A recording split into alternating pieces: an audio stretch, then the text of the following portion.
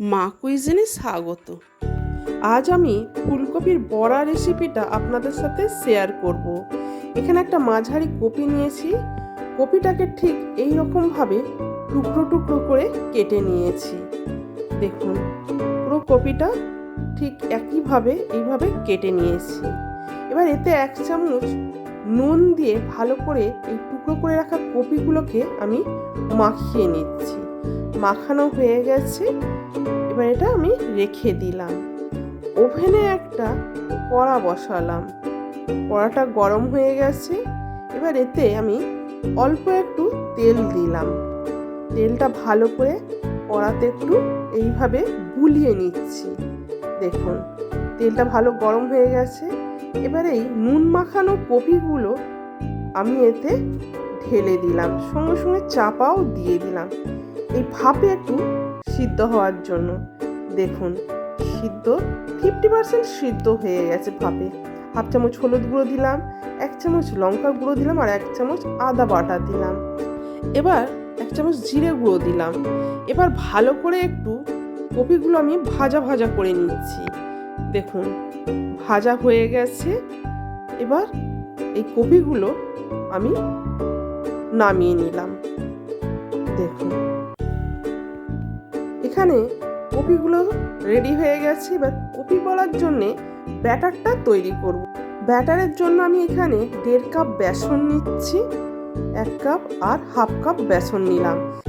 এতে 1 চামচ নুন দিলাম, 1/2 চামচ হলুদ গুঁড়ো, 1 চামচ লঙ্কা গুঁড়ো, 1/2 চামচ খাবার সোডা দিলাম আর সামান্য একটু হিং দিলাম আর 1/2 চামচ গোলমরিচের গুঁড়ো একটু দিলাম, 1 কলা তেল দিলাম। এবার অল্প করে জল দিয়ে দিয়ে ঠিক ব্যাটারটা দেখুন এইভাবে গুলতে হবে। ঠিক এইভাবে একটা স্মুথ ব্যাটার তৈরি করতে হবে। দেখুন, ঠিক গোলাটা হয়ে গেছে, কোনো লাম্পস নেই। এটা তৈরি হয়ে গেছে। রেস্টে দিলাম মিনিট 10 জন্য। এটা একটু চাপা দিয়ে দিলাম। মিনিট 10 পরে ব্যাটারটা কত সুন্দর দেখুন তৈরি হয়েছে, স্মুথ তৈরি হয়েছে। ব্যাটারও রেডি।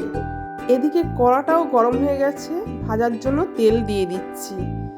দেখুন, বড়া ভাজার মতন তেল আমি কড়াতে ঢেলে দিলাম। তেলটা গরম হওয়ার জন্য রেখে দিলাম। এবার এদিকে একটু ব্যাটারটা আরেকবার একটু এইভাবে গুলিয়ে নিলাম। দেখুন, বেশ সুন্দর তৈরি হয়েছে। এদিকে দেখুন তেলটাও গরম হয়ে গেছে, ভালোই গরম হয়েছে। এবার কপির টুকরোগুলো ব্যাটারে ঠিক এইভাবে ফেলে দিলাম। দেখুন, ভালো করে ব্যাটারে মাখিয়ে নিলাম আর ভাজার জন্য কড়াতে এইভাবে ছেড়ে দিলাম।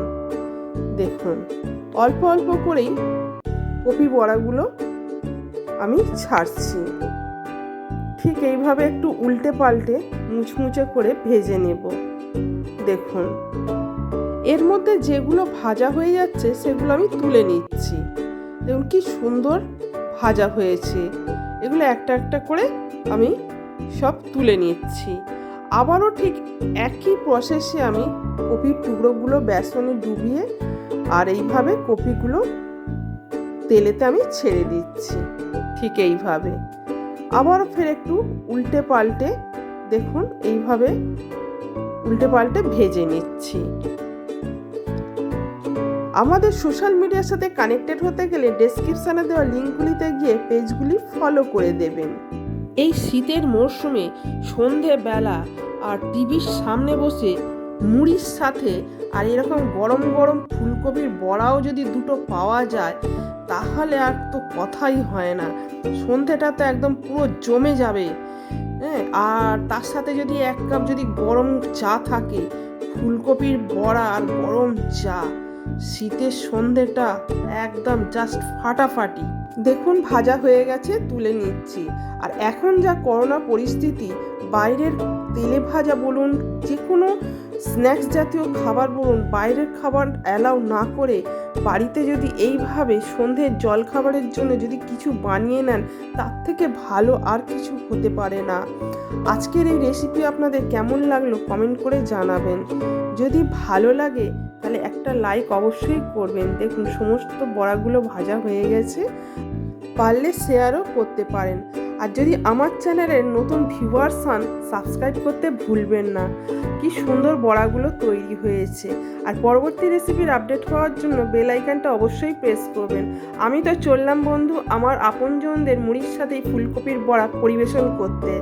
আপনারাও ঠিক এইভাবে তৈরি করুন আর আপনজনদের পরিবেশন করুন। সুস্থ থাকুন, ভালো থাকুন, ধন্যবাদ।